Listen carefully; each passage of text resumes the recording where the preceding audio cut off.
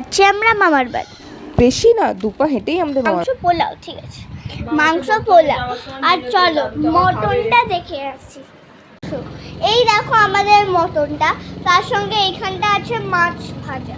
আয়না সামনে দাঁড়িয়ে ঢং করছে। আর আমার বোন দুপুরের 3 নম্বর আইসক্রিমটা খেলো ঠিক ভাতটা খাওয়ার আগে, আর দিয়ে লাঞ্চ সেরাম করলো না কিছু।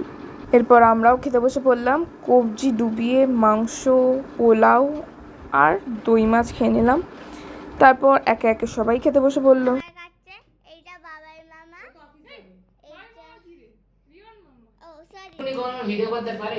এইটা পোলাও আর মাংস খাচ্ছে সবাই, মিমি ছাড়া। একদম মিমি নয়,